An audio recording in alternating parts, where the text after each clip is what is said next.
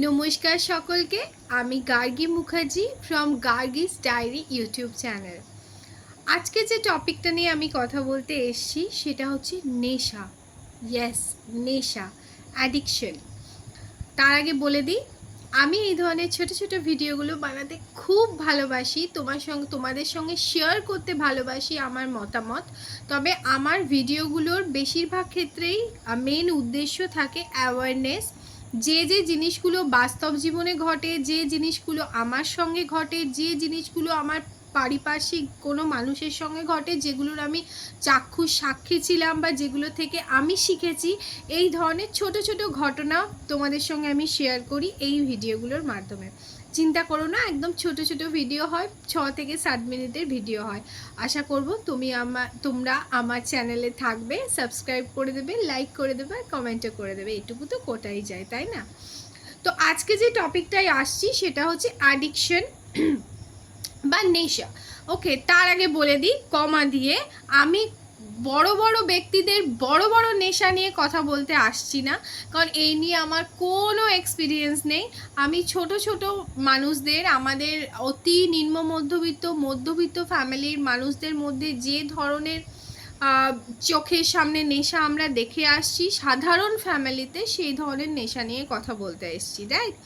যেমন ধরো স্মোকিং নিয়ে কথা বলতে এসছি, বা ধরো অনেক বাচ্চাদের মোবাইল দেখা, সারাক্ষণ ধরে মোবাইল নিয়ে পড়ে থাকা, কন্টিনিউয়াসলি মোবাইলই দেখে থাকে, তো সেই ধরনের নেশা নিয়ে বলতে এসছি।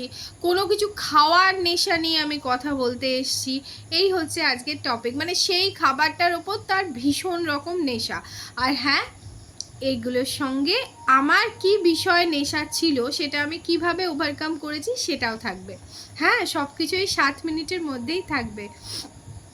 শুরু করি।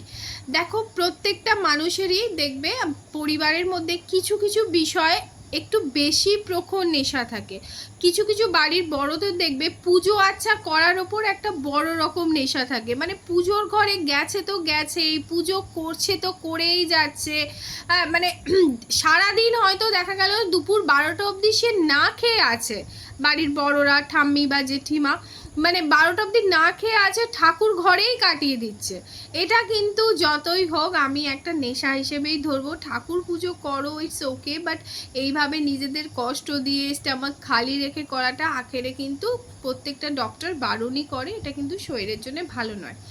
আবার অনেকে আছে দেখবে বাথরুমে ঘন্টার পর ঘন্টা সময় নিয়ে নেয়, ঘন্টার পর ঘন্টা টাইম কাটিয়ে দেয়। কি করছে না, বাথরুমে মোবাইল দেখছে, বা যারা মোবাইল নাই নিয়ে যায় বাথরুমে, জাস্ট বাথরুমে ঘন্টার পর ঘন্টা সময় কাটিয়ে দেয়, তাই না?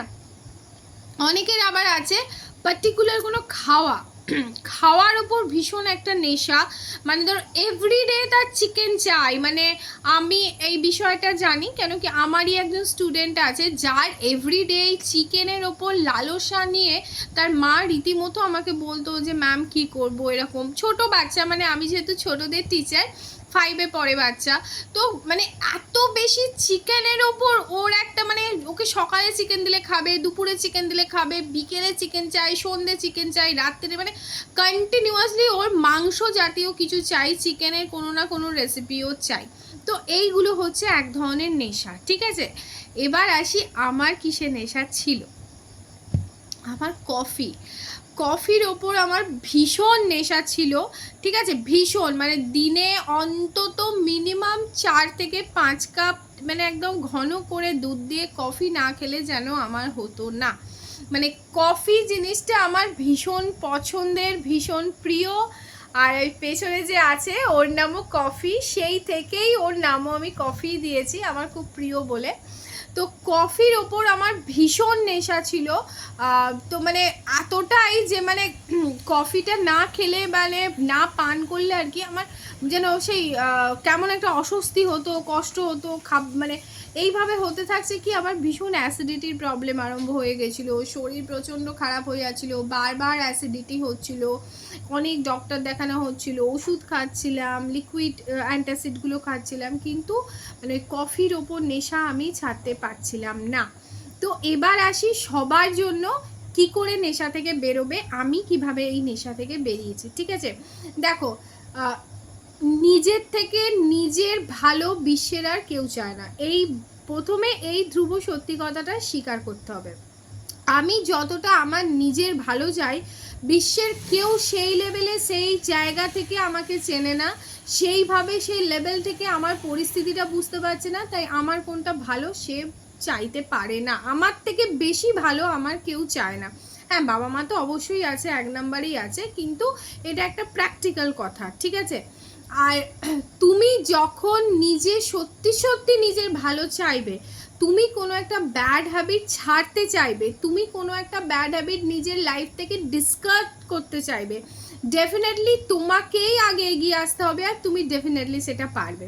এটাই হচ্ছে মেন কথা। কিভাবে আমি ছাড়বো? যখনই ওই জিনিসটার উপর তোমার নেশা হবে, যখনই মনে হবে না চলো এই আমি দেখি, একটু মোবাইলটা দেখি, একটু ঘুরে এসে দেখি, মোবাইলটা দেখি, তখনই নিজের মনকে স্ট্রিক্ট, মানে নিজের মনকে প্রচণ্ড রকমভাবে বকা দিয়ে দেবে যে না এটা করব না, আমি এখন ওকে এটা করব না, স্টপ। নিজের মনকে নিজে শাসন করে দেবে। কখনো তোমার ওপর তোমার মন যেন অর্ডার না চালায়, ঠিক আছে? মনকে নিজের বস করো না, জীবন কিন্তু তাণ্ডব হয়ে যাবে।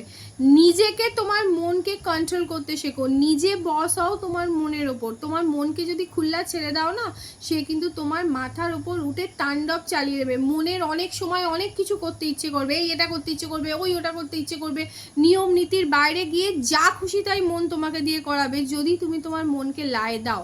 তাই মনকে বেশি লাই দিও না, ঠিক আছে? তাই মনকে যদি কন্ট্রোল করতে শেখো যে না এটা এখন আমি করব না, যেমন আমি এই কফি খাওয়া থেকে নিজেকে বিরত রেখেছিলাম এইভাবেই যে না আমি খাবো না, আমার কষ্ট হচ্ছে, আমি চাইছি একটা চুমুক যদি দিতাম, মানে ওই সব আর চিন্তা দিয়ে আনবো না, তখন অন্য কাজে লেগে যাব, অন্য কিছু করব, কিন্তু কখনোই আমার মনকে আমি সেই চিন্তাটা আসতেই দিচ্ছি না যে হ্যাঁ এখন আমি কফি খাবো। তাই এই রকমই তোমরা নিজে শক্ত হও, যদি যে কোনো বিষয় যে না এটা আমি করব না, তো না, তাহলে দেখবে সেই জিনিসটা, খারাপ জিনিসটা আস্তে আস্তে তোমার লাইফ থেকে ডিসকাট হয়ে যাবে। তো এইভাবেই মনকে শক্ত করো। 7 মিনিট হয়ে গেছে, টাটা। আসবো আবার অন্য কোনো ভিডিওতে। প্রথম তো একটু হয়তো কেটে কেটে যাচ্ছে কথাগুলো, কিন্তু আশা করি তোমরা মানিয়ে নেবে। Thank you.